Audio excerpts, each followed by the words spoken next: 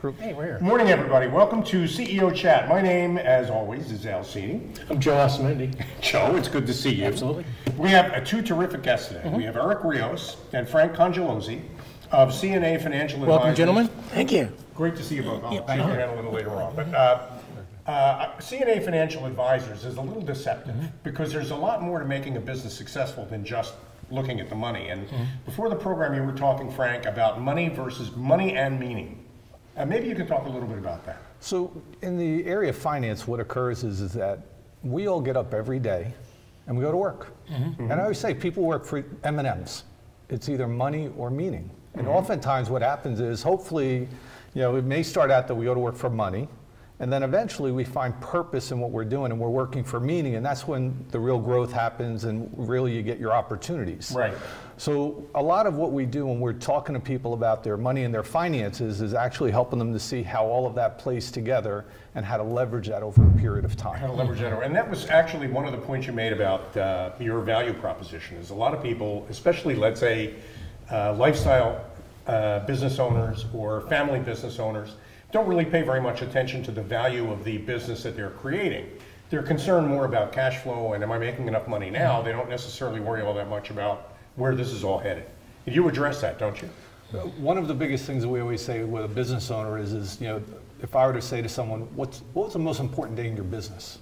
Or what's going to be the most important day? And oftentimes they'll say, well, it's the day I started.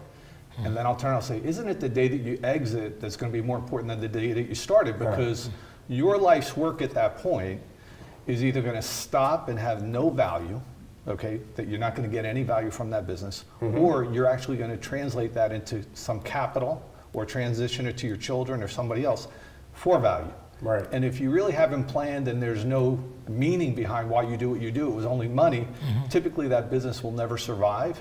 And what you're able to transfer is minimalized.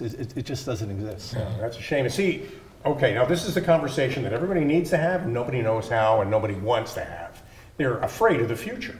And that's a fair, I mean, it's much easier to work in the present and deal with things as they come up than to think 5 years, 2 years, even a year down the road. That's where you guys come in. Is that what you help with? Absolutely. We'll step in and analyze exactly where they are, financially speaking. We'll look at the entire picture.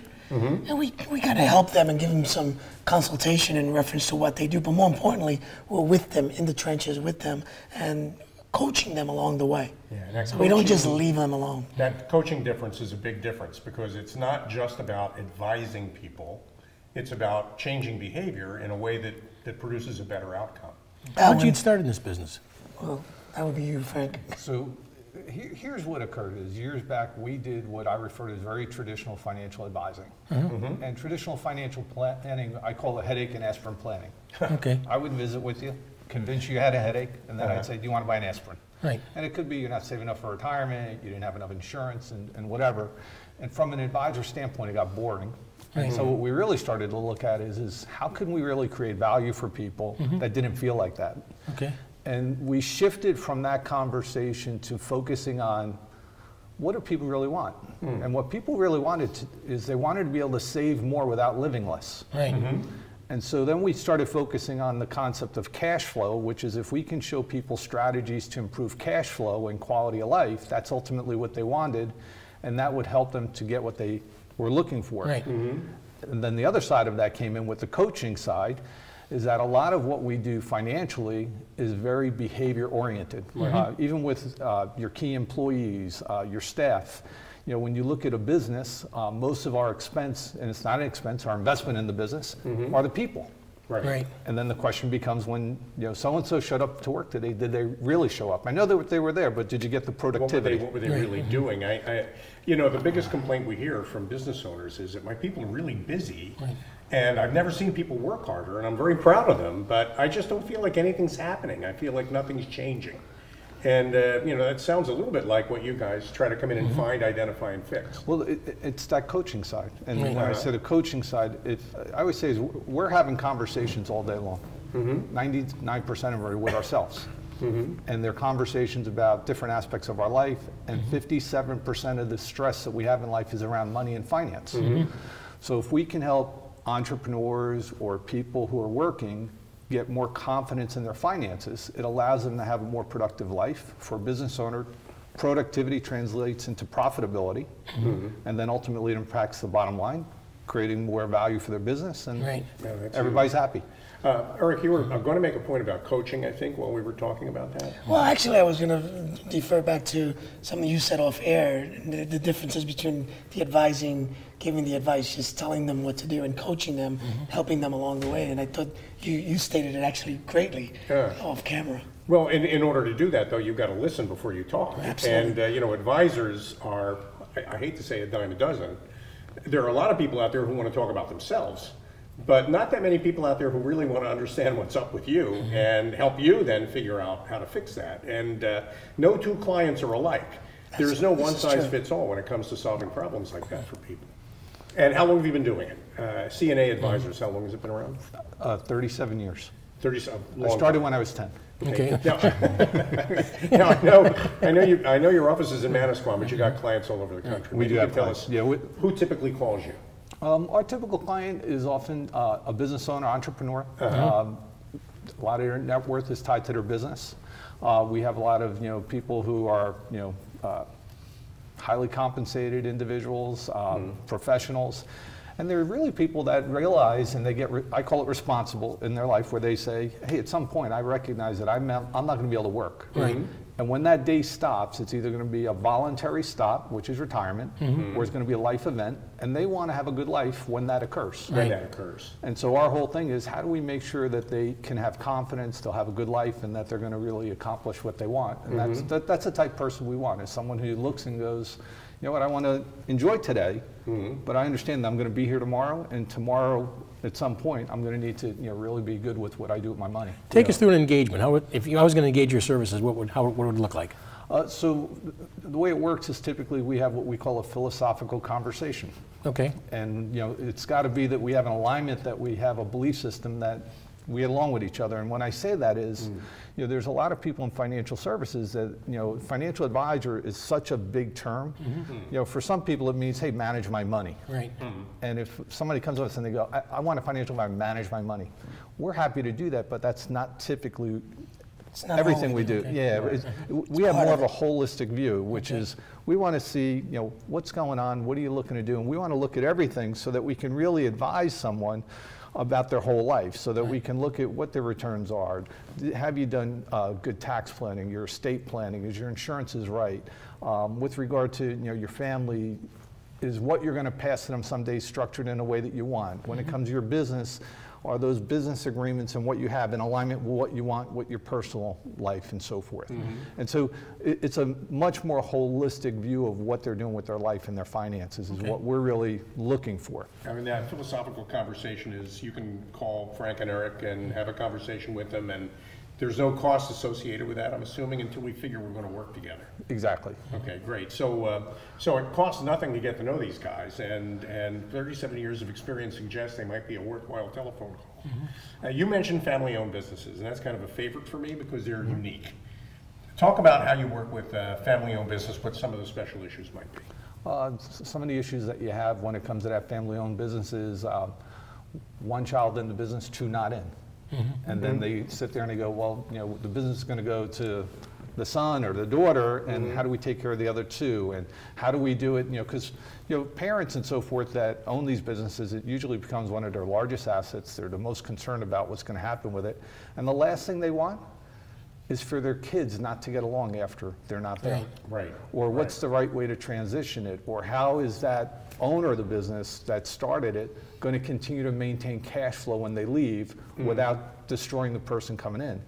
All of that really makes for a very large conversation, which is what's going on with the business, and then what have you done in your personal finances, and how do you bring it together so that you've got a plan that works and everybody's treated fairly, not necessarily equally, because sometimes that can't be, you got to be fair but not always equal, but you've got to do it in such a way that people understand it, and then you got to communicate it. So if I take a plan and I put it in the drawer and it's not opened until something happens, that's a problem. That's a problem. I mean, really, that break glass in case of emergency thing never works the way you want, because the plan that you wrote 10 years ago is not necessarily the plan you want to execute on today.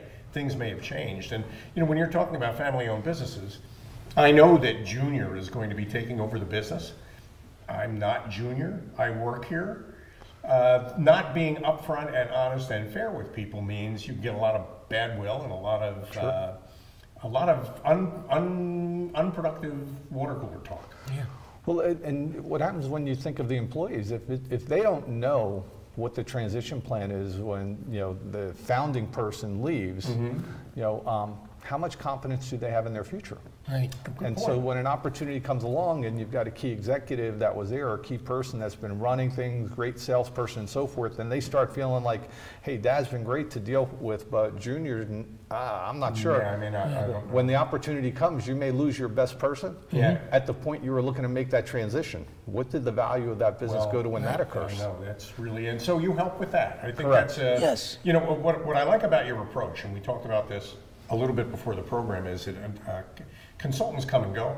Correct. But if you're asking me questions like, well, where do you make this? How do you, I mean, if you're asking me questions about how my business actually operates, then you're not just asking me about how much money I have in the bank and whether I'm happy or not with that. And that's what most people, I think, who watch our program want. They want somebody that 37 years of experience working with lots of companies, many of whom have had the kind of experience I might be having. Being able to leverage all that, and yet do it the way I need, not the way you did it before. I mean, that whole idea that it's bespoke, you know, it's custom, I think is really... And Al, it's also the individual, the professional that may not necessarily own their own business, but we work with a lot of corporate executives as well that have a great career paths, counsel attorneys that work in different corporations, for example.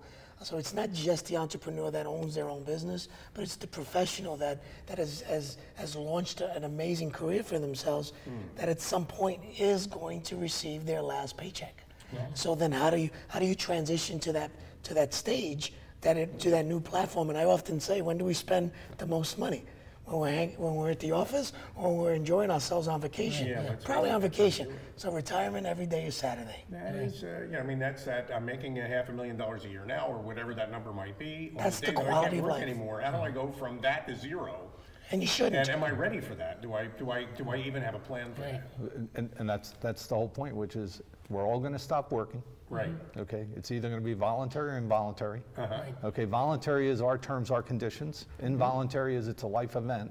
And most people haven't addressed when that occurs, how does that translate How am I into gonna cash pivot? flow? How am I going to handle that? You got it. Great. But we need to take a break. But this is a Good. great conversation. I know that people watching our program they want to know more, and we're going to learn more. We're also going to talk about the books you wrote when we come back with more CEO Chat after these messages. Stick around.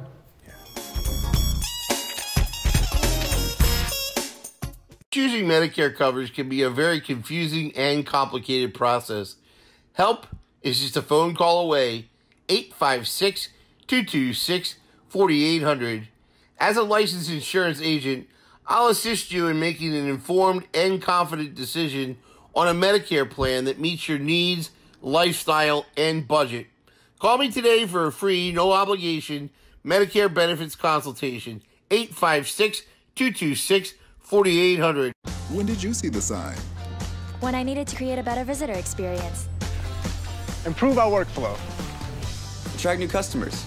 That's when Fast Signs recommended Fleet Graphics. Yeah, now business is rolling in. Get started at fastsigns.com.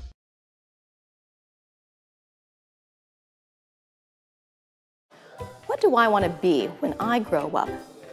Maybe a musician? A veterinarian? Maybe an equestrian?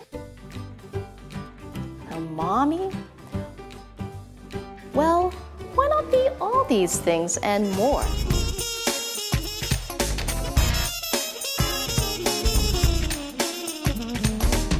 How good looking. Here we come. Welcome back to CEO Chat. Your name is Joe Essemen. Yes, and you're Elsini. I'd know you anywhere. There you go. But our guests are Eric Rios and Frank Congelozzi of CNA Advisor, Financial Advisors. And we were just talking during the break. You guys don't define wealth in the traditional sense. You use a kind of a cash flow approach, right? Correct. Maybe you can talk a little bit about that. So historically, what people have done with regard to determine if they're wealthy or not is they would say, what's my net worth? In fact, if you go to most financial service organizations, the way that they'll look at a client is you know, how much investable assets does somebody have? What's their net worth? Is that a good client or not? And we define wealth a little differently. We believe it's cash flow, quality of life. Because at the end of the day, the only reason why we're accumulating is to ultimately translate that into cash flow, or I'm going to give the asset to someone else down the road. Right. So when you define wealth more about cash flow versus net worth, you see things differently, and you're looking for different opportunities. Okay. So It's interesting to me because what we're really talking about is the blood that flows through the body that keeps us going. correct. Right. And as soon as that blood stops flowing, it's not just me that's finished, it's everything that's finished. Correct. So, and how do you approach that? I mean, what is it you do? Where do you start with that conversation? So what we always look at it, you're really in one of two phases of life. You're either in accumulation or distribution. Some people are in transition. So when you're in accumulation, what we're really trying to do is to show people how to save more without living less. So the idea behind saving more without living less is if there are opportunities where you can save on fees, on taxes, on interest charges, every time that there's an opportunity to save, that helps you to increase your ability to save more. Okay. So where most advisors, oftentimes they'll talk about rates of return, which nobody can control, but people think that they can. We like to start with, let's talk about rate of accumulation, because if I can show you how to save more, it starts with that. Then if we can show you the right way and where to put it, that's part two. But it starts with that during accumulation. And then when we go to distribution, how do we distribute in such a manner where you're not going to have a life of worry? Because most people during retirement, if I turned to you and I said, so Al, can you tell me how long you're going to live? Wow. Well, and that, I mean, that's a scary question that most people, I don't think, really even want to begin to address, and yet it's the core question. It's what all human beings have in common. And they worry about that all during retirement. Yeah. Okay, now you've written a couple of books, Frank, and I want to highlight them. They're both called Responsible Wealth. One is an entrepreneur's guide to it. The other is how to discovering responsible wealth. You cover your wealth is cash flow. Yes, in yes, these we do. books? I just want to hold these up. And you can get them on Amazon, right? You can get them on Amazon. Okay. One's called Discovering Responsible Wealth, 15 Principles Change Your Life. The other one's The Entrepreneur's Guide. Perfect, great. You know, I think that conversation is such a great conversation. So there are a couple of books people can buy on Amazon to learn more about this. They can call you at no charge to have that philosophical discussion. Correct. To find out where you might be able to go together to improve cash flow and enhance wealth. Perfect. Which is a big part of it. And you guys, do you like what you do? Is this fun for you? Absolutely. Okay. The answer is I can kind of tell just listening to you. many years in the financial world, and the transition to help in this space in reference to families, in reference to businesses, has been extremely rewarding. There's no greater feeling, really, to be able to see someone excel and be productive and be successful, and to feel that you had a hand in that. Do you work mostly with individuals or businesses, or a Both. combination? I think it's a both. Okay. It's definitely both. Good. So outcomes. You get you take a business that might be having a little bit of difficulty. You help the owners put it back on track, or the. We may help the owners initially put it back on track, or we may address the employees. We may sit and do symposiums for the employees. Frank, we call them wealth steps programs, where we go in and we address and we give financial literacy to the employees. As Frank stated earlier, you know, the bulk of the stress that people are carrying is financially related. So if we can relieve that, then we help the situation. That's how we do it on the corporate level. Sure. On the individual family levels with the families. Yeah. Well, we can add value in that respect.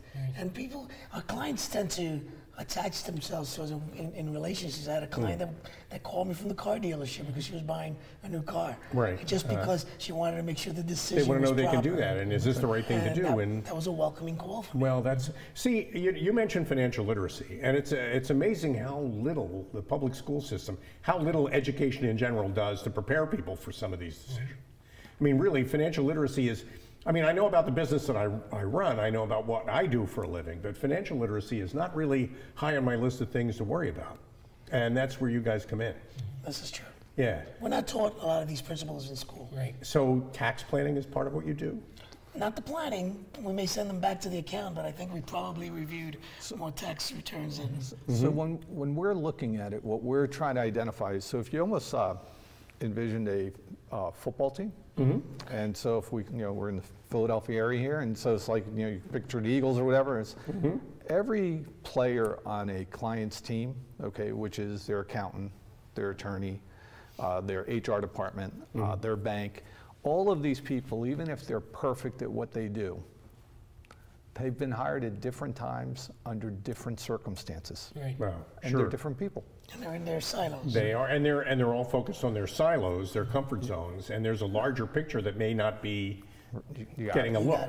And so what we like to do is come in as that, I call it that financial quarterback, actually looking at that. And so if it's an individual or if it's a business owner, and to see, are there gaps, are there inefficiencies?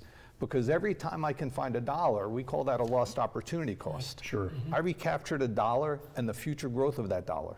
And that's how we increase that savings rate. No. So the whole idea is, when you say about taxes is a part, but it's a silo.